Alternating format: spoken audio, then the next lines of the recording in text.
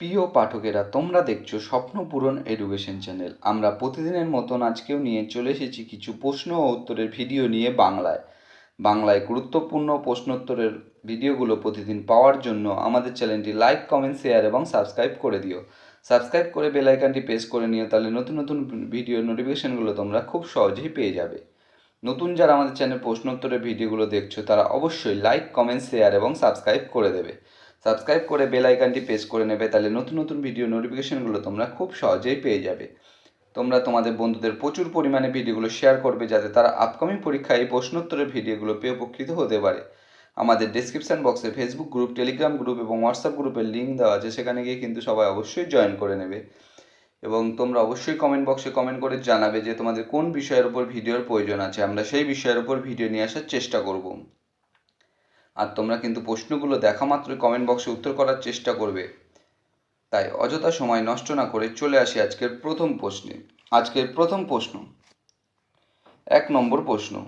সিন্ধু সভ্যতা ছিল, তোমাদের সামনে 4টে অপশান রয়েছে। 4টে অপশানের মধ্যে সঠিক উত্তরটি হয়ে যাবে অপশান সি, শহুরে। সিন্ধু সভ্যতা ছিল শহুরে। এর সম্বন্ধে গুরুত্বপূর্ণ তথ্য তোমরা দেখে নাও। সিন্ধু বা হরপ্পা সভ্যতা একটি নগর কেন্দ্রিক সভ্যতা ছিল। এর সময়কাল ছিল 250 থেকে 1750 বিসি বা খ্রিস্টপূর্বাব্দ, তাম্রপ্রস্তর যুগ বা চ্যালোলিথিক যুগের। এর উল্লেখযোগ্য বন্দর ছিল লোথাল। এর সময় কিন্তু উল্লেখযোগ্য বন্দর ছিল লোথাল। অনেকে লোথালকে সিন্ধু সভ্যতার ম্যানচেস্টার মনে করে। সিন্ধু সভ্যতার ম্যানচেস্টারও কিন্তু বলা হয় লোথালকে। এখানে ধান চাষের অস্তিত্ব পাওয়া গেছে। এটি বর্তমান গুজরাটে অবস্থিত। লোথাল কিন্তু বর্তমানে গুজরাটে অবস্থিত। পরবর্তী প্রশ্ন, 2 নম্বর প্রশ্ন। হরপ্পার কোন অঞ্চল ধান চাষের সঙ্গে যুক্ত? তোমাদের সামনে 4টে অপশান রয়েছে। 4টে অপশানের মধ্যে সঠিক উত্তরটি হয়ে যাবে অপশান বি, লোথাল। হরপ্পার লোথাল অঞ্চলটি ধান চাষের সঙ্গে যুক্ত। এর সম্বন্ধে গুরুত্বপূর্ণ তথ্য তোমরা দেখে নাও। সিন্ধু বা হরপ্পা সভ্যতার উল্লেখযোগ্য প্রত্নতাত্ত্বিক ক্ষেত্রগুলি হল হরপ্পা, মহেঞ্জোদারো, কালীবঙ্গার লোথাল, চানহুদারো ইত্যাদি।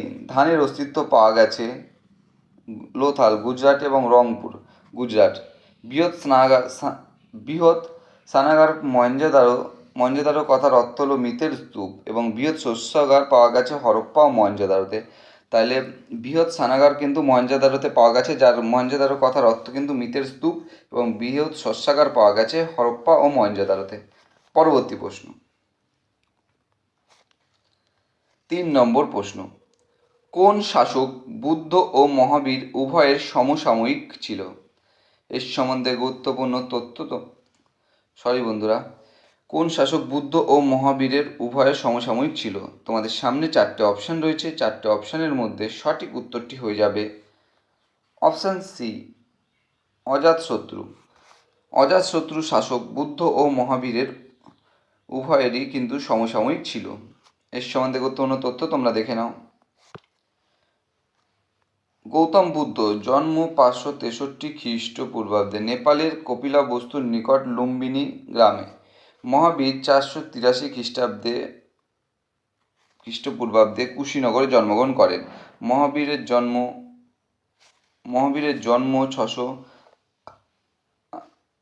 618 এখানে তোমরা দেখে নাও, কিন্তু গৌতম বুদ্ধ মহাপরিনির্বাণ লাভ করে 483 বিসি বা খ্রিস্টপূর্বাব্দে কুশীনগরে। মহাবীরের জন্ম হয় কিন্তু 618 খ্রিস্টপূর্বাব্দে এবং মৃত্যু হয় 546 খ্রিস্টপূর্বাব্দে। জন্ম 540 খ্রিস্টপূর্বাব্দে এবং মৃত্যু 468 খ্রিস্টাব্দেও কিন্তু ধরা হয়। অজাতশত্রু মগধের হর্যঙ্ক বংশের প্রতিষ্ঠাতা বিম্বিসারের পুত্র।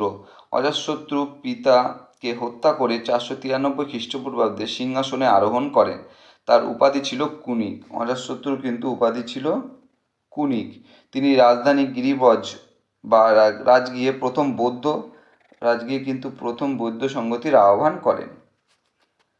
পরবর্তী প্রশ্ন, 4 নম্বর প্রশ্ন। হরপ্পা লিপির সম্ভাব্য ধরন কী ছিল?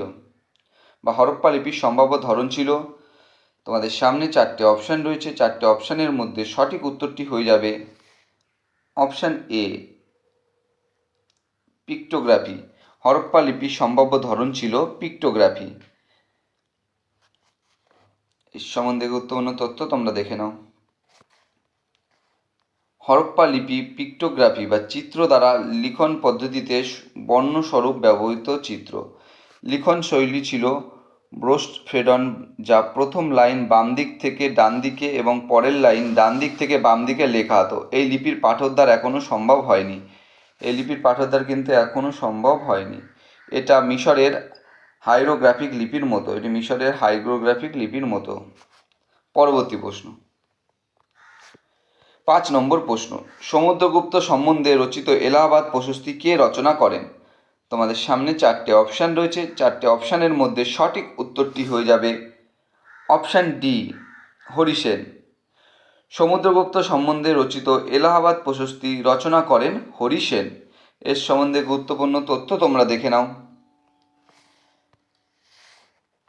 সমুদ্রগুপ্তকে ভিএস স্মিথ সমুদ্রগুপ্তকে ভারতের নেপোলিয়ন বলে উল্লেখ করেছিলেন। প্রথম চন্দ্রগুপ্ত ও লিচ্ছবি রাজকন্যা কুমার দেবীর পুত্র সমুদ্রগুপ্ত লিচ্ছবি দরিদ্র নামে পরিচিত। তার সভাকবি ছিলেন হরিসেন, যিনি এলাহাবাদ প্রশস্তিতে সমুদ্রগুপ্তের কৃতিত্ব বর্ণনা করেছে। পরবর্তী প্রশ্ন, 6 নম্বর প্রশ্ন, ভারতের সর্বাপেক্ষা প্রসিদ্ধ ইন্দ্রগিক শাসক কে ছিলেন? তোমাদের সামনে চারটে অপশান রয়েছে, চারটে অপশানের মধ্যে সঠিক উত্তরটি হয়ে যাবে অপশান সি, মিলান্দার। ভারতের সর্বাপেক্ষা প্রসিদ্ধ ইন্দ্রগিক শাসক ছিলেন মিলান্দার।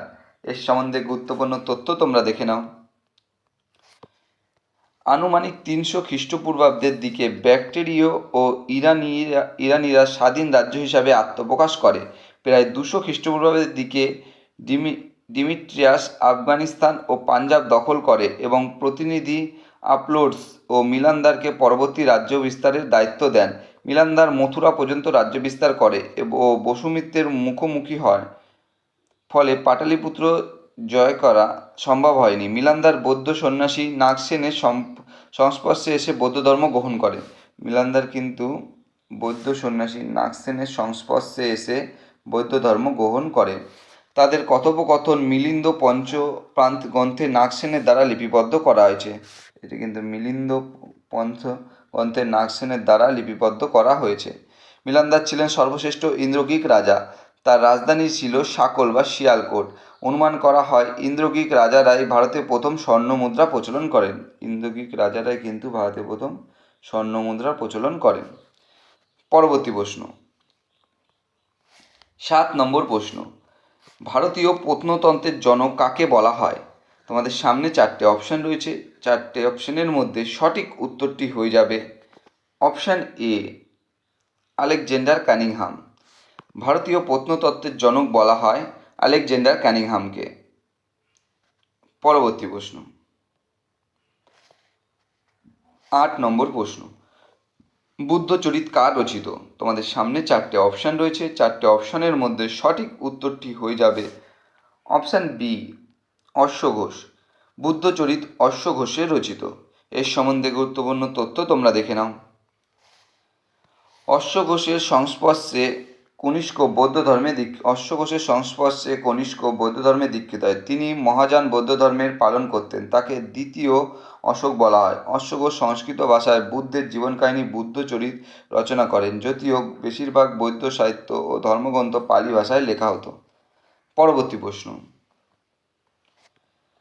9 নম্বর প্রশ্ন, বৌদ্ধ ধর্ম মতে সকল দুঃখের কারণ হলো? তোমাদের সামনে চারটে অপশান রয়েছে, চারটে অপশানের মধ্যে সঠিক উত্তরটি হয়ে যাবে অপশান সি, তৃষ্ণা। বৌদ্ধ ধর্ম মতে সকল দুঃখের কারণ হলো তৃষ্ণা। এর সম্বন্ধে গুরুত্বপূর্ণ তথ্য তোমরা দেখে নাও। বৌদ্ধ ধর্ম মতে সকল দুঃখের কারণ হলো তৃষ্ণা।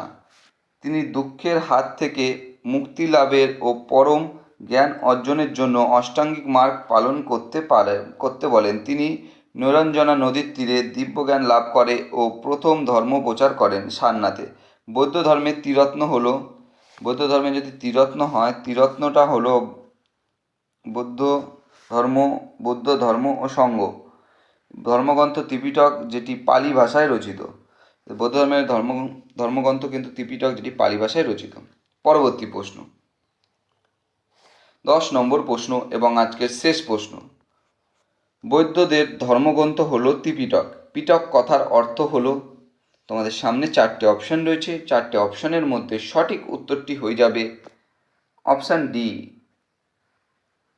ঝুড়ি। বৌদ্ধদের ধর্মগ্রন্থ হলো ত্রিপিটক। পিটক কথার অর্থ হলো ঝুড়ি। এর সম্বন্ধে গুরুত্বপূর্ণ তথ্য তোমরা দেখে নাও।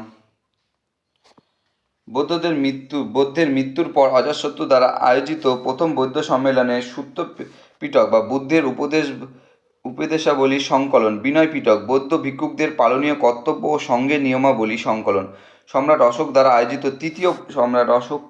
আয়োজিত তৃতীয় বৌদ্ধ সম্মেলনে বৌদ্ধের শাসনক তত্ত্বের সংকলনকে রচিত হয় অভিধর্ম পিটক।